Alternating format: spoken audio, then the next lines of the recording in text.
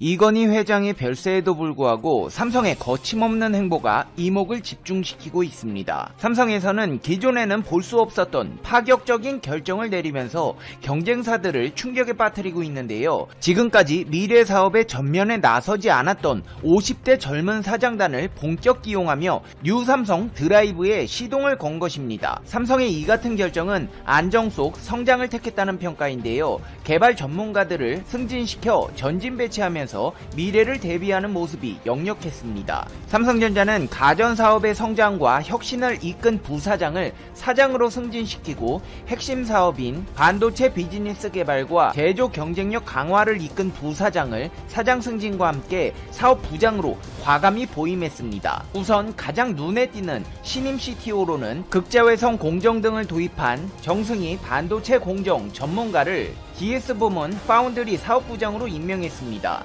여기에 더해 성과주의 인사도 단행한 것으로 알려져 눈에 띄는데요. 올해 1월 생활가전 사업부장으로 부임된 이후 괄목할 만한 성과를 거둔 이재승 신임 사장은 삼성전자 창립 이래 생활가전 출신 최초의 사장 승진자가 됐습니다. 이외에도 서울대 전자공학 박사 출신의 메모리 공정설계 분야의 세계적 권위자로 2017년 3월 메모리 사업부장을 맡아 절대 우위 경쟁력을 발휘하며 글로벌 초격차를 이끌어온 진규영 사장도 종합기술원장으로 자리를 옮겼습니다. 삼성 디스플레이에서도 기존 LCD에서 QD 디스플레이로 전환하는 모멘텀을 맞이하며 2025년까지 무려 13조 1000억 원을 QD 디스플레이에 투자하겠다는 계획을 세웠는데요. 이에 따라 카이스트 전자공학 박사 출신으로 삼성전자 메모리 사업부 D램 개발실장, 전략 마케팅 팀장, DS 부문 미주 총괄을 역임한 반도체 설계 전문가 최주선 신임 대표를 선임해 QD 디스플레이 투자에 힘을 실으려는 것으로 점쳐집니다. 이 같은 삼성의 인사 개편은 성과주의 인사와 함께 미래를 대비한 새로운 혁신과 도전을 이끌 세대교체 인사를 실현한 것인데요. 현실에 안주하다 몰락해버린 일본의 소니와 달리 1위를 독주하고 있는 상황 속에서도 위기의식을 잃지 않고 발전하려는 삼성의 욕심은 끝이 없습니다. 실제로 신제품 출시가 늦어진 애플 덕분에 지난 가을은 온통 삼성의 동무대였다는 조사 결과가 나왔는데요. 특히 기대하지 못했던 미국과 일본 시장에서 선전이 돋보였습니다. 원래 애플은 매년 9월 새 아이폰 시리즈를 출시했지만 올해는 코로나19 영향으로 아이폰 12 출시를 10월로 연기한 데다가 아울러 미국의 추가 제재에 따른 화웨이의 부진으로 삼성전자의 시장 영향력은 더욱 강화되었습니다. 시장조사업체 카운터포인트 리서치에 따르면 지난 9월 한 달 동안 전 세계에서 가장 많이 판매된 스마트폰은 갤로트 20 울트라였습니다. 갤럭시 S20 플러스도 4위를 차지했고 갤로트 20도 8위를 기록했습니다. 이 같은 현상은 한국 시장에서도 마찬가지인데요. 스테리티즈 애널리틱스에 따르면 삼성전자는 국내 스마트폰 시장에서 올해 3분기에만 340만 대를 출하해 72.3%의 점유율을 차지했습니다. 그동안 삼성전자의 국내 스마트폰 점유율은 줄곧 60% 안팎으로 높은 편이었으나 분기 점유율이 70%를 넘은 것은 이번이 처음입니다. 원조 스마트폰 애플의 본고장인 미국 스마트폰 시장에서도 삼성전자는 올 3, 4분기 33.7%의 점유율을 기록하며 애플의 30.2%를 제치고 1위를 차지했습니다. 삼성전자가 미국 시장에서 스마트폰 시장 1위를 차지한 것은 3년 만에 처음입니다. 심지어 일본까지도 삼성의 열기는 번졌는데요. 일본 시장조사업체 MM 종합연구소에 따르면 올해 삼성전자는 일본 전체 휴대폰 시장에서 약 10%대 점유율로 애플 샤프에 이어 3위에 오를 것으로 전망되고 있습니다. 이 같은 흐름은 스마트폰뿐 아니라 TV 시장까지 이어지고 있는데요. 특히나 TV 시장에서는 LG까지 가세하면서 삼성이 끌고 LG가 밀어가며 메이드 인 코리아의 위상을 드높이고 있습니다. 디스플레이 전문 시장조사업체 DSCC에 따르면 2020년 3분기 글로벌 프리미엄 TV 출하량은 380만 대를 기록했습니다. 이는 지난해 같은 기간 대비 무려 71% 증가한 것이고 전분기인 2분기와 비교해서도 64% 성장한 수치입니다. 아니 TV 시장이 지난해보다 71% 증가했다고요? 코로나로 불경기였는데 이게 말이 됩니까? 말이 됩니다. 올 3분기 전세계 프리미엄 TV 시장이 신종 코로나 바이러스 감염증으로 위축된 수요가 다시 살아나는 펜트업 효과를 등에 업고 큰 폭으로 성장했습니다. 게다가 집에만 있는 시간이 늘어나다 보니 TV라도 좋은 제품으로 보자는 심리가 작용했다는 분석입니다. 특히 50인치 미만 크기의 TV 성장세가 두드러졌습니다. 49인치 미만 LCD TV 출하량은 전년 대비 220% 늘었고 49인치에서 50인치 크기 LCD TV도 113% 증가세를 보였습니다. OLED TV 매출은 전년 동기 대비 39% 증가했으며 같은 기간 QLED TV와 미니 LED TV를 포함한 LCD TV의 매출은 27% 증가했습니다. 특히 삼성전자는 상대적으로 가격에서 강점을 갖고 있는 QLED TV를 앞세워 판매량을 전년 대비 90% 증가했고 이 기간 매출 점유율은 무려 47%를 기록했습니다. LG전자 또한 OLED TV를 앞세우며 22%의 매출 점유율을 기록했고 세계 2위 자리를 굳건히 지켰습니다. 출하량 또한 전년 동기 대비 70% 증가했습니다. 한마디로 삼성과 LG가 전세계 TV 시장을 휩쓸고 있다는 것입니다. 혁신하지 못해 몰락해버린 일본의 소니는 11%의 매출 점유율을 기록하며 3위를 기록했습니다. 소니가 3위를 차지했다고는 하지만 앞으로도 이러한 격차는 더 늘어나 대한민국 글로벌 기업들이 전세계를 휩쓰는 현상은 가중될 전망인데요. 그 자신감의 원천은 바로 반도체에 있습니다. 세계 1위 메모리 반도체 생산업체인 삼성전자는 내년 낸드 플래시에 대한 공격적인 투자를 예고했습니다. 이 낸드 플래시가 뭐냐 하면 전원이 꺼지면 저장된 자료가 사라지는 D램이나 S램과는 달리 전원이 없는 상태에서도 메모리에 데이터가 계속 저장되는 플래시 메모리의 일종으로 데이터의 저장 및 삭제가 자유롭습니다. 최근 낸드 플래시 가격 하락세에도 불구하고 기술력과 원가 경쟁력을 앞세워 2위, 5위 업체들과 의 점유율 격차를 더 벌리겠다는 계획입니다. 삼성전자 인베스터스 포럼 2020에 따르면 낸드 플래시 시장의 연평균 성장률은 30%에서 35%를 기록할 전망이며 삼성전자의 낸드 플래시 투자는 시장 수요를 상회할 것이라고 발표했습니다. 삼성전자는 낸드 플래시 관련 뛰어난 기술력과 높은 수익성을 강조하며 점유율 확대에 대한 자신감을 드러냈습니다. 그러면서 중국 메모리 반도체 업체의 시장 진입과 관련해선 위협적이지 않다고 평가했습니다. 누구나 시장에 뛰어들 수는 있지만 짧은 기간 내에 양산이 불가능하다. 시장에 들어서려면 시간과 자본을 투자해야 되기 때문에 새로운 플레이어는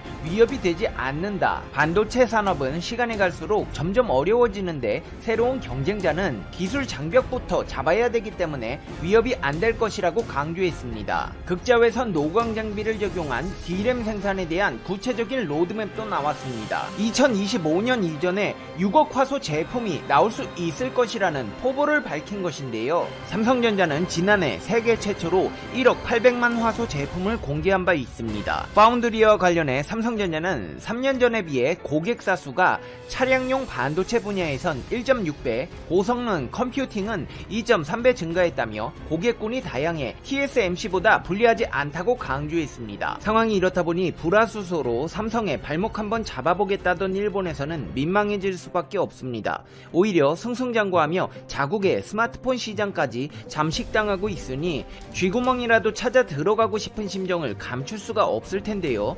그렇다면 일본은 반도체 분야에서 어떤 조치를 준비하고 있을까요? 놀라지 마십시오. 중국이랑 손잡고 있습니다.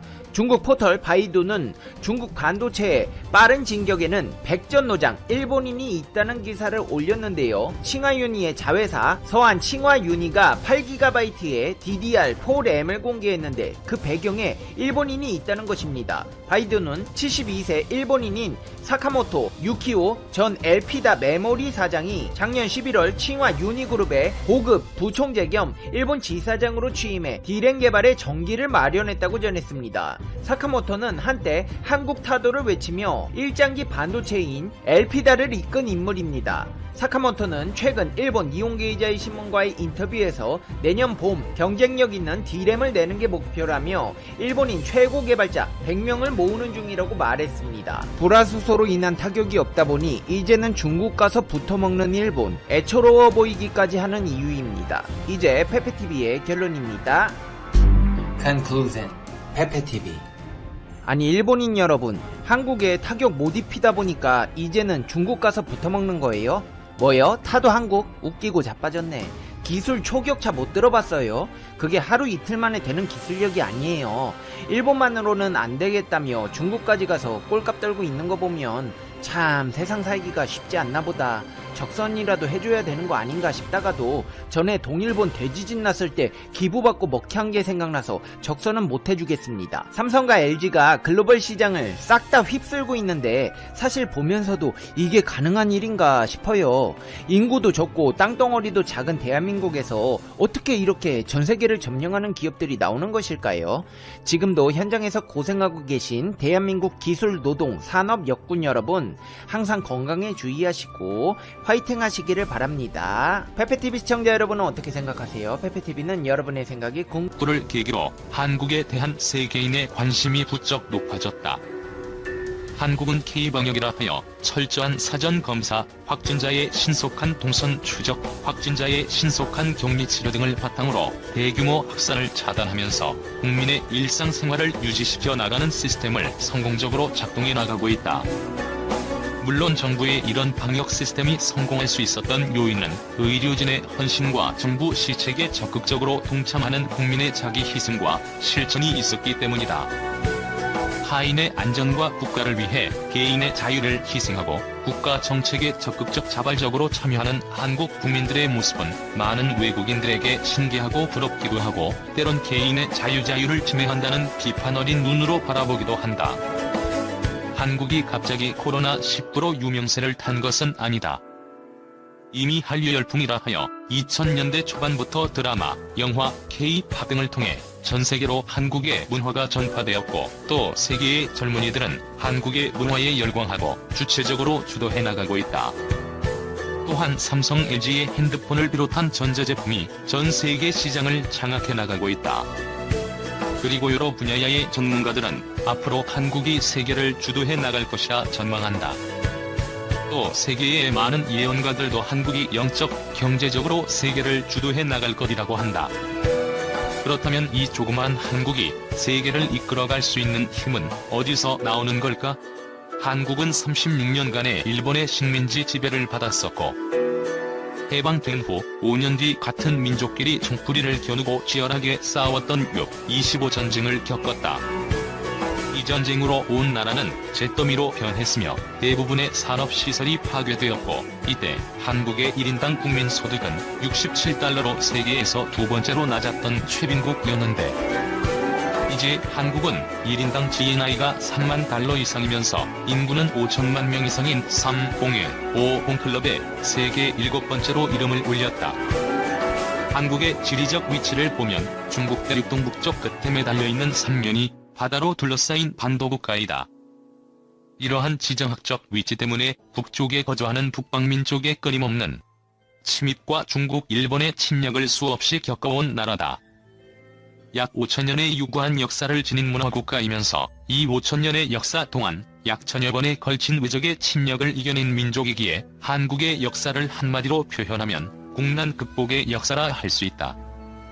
이러한 국난을 당할 때마다 우리 민족은 영토는 좁고 삼면은 바다로 둘러싸이는 현실 속에서 살아남기 위해서는 온 국민이 하나가 되어 죽기까지 적들과 싸우는 길뿐이었다.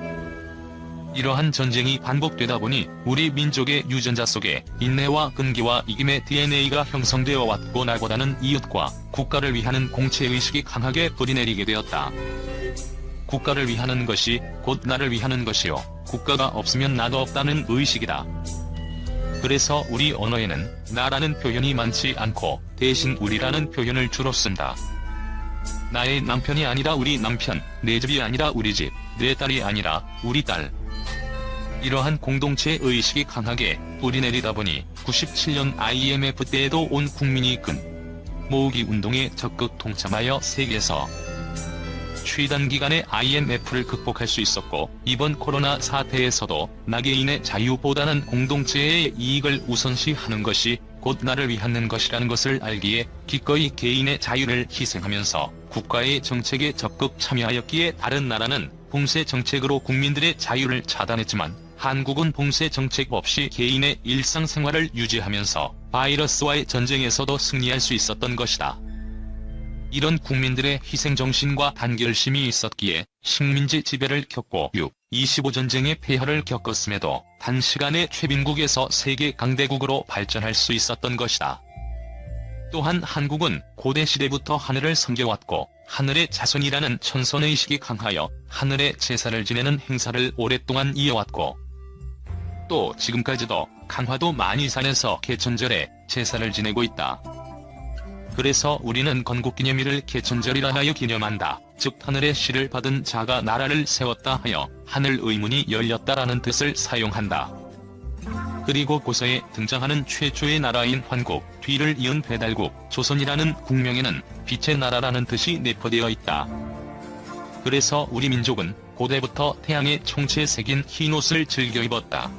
그리고 우리 조상들은 스스로를 군자국이라 자부하여 군자는 내 자신의 이익을 위해 남을 해치지 않는다. 그러나 남이 나를 해치려 할 때는 끝까지 싸워 자신을 지킨다라는 정신을 가지고 있는 평화를 사랑하는 민족이다. 널리 인간을 이롭게 한다. 그래서 우리의 건국이념은 홍익인간이다. 인류를 이롭게 하고자 하는 이념이다.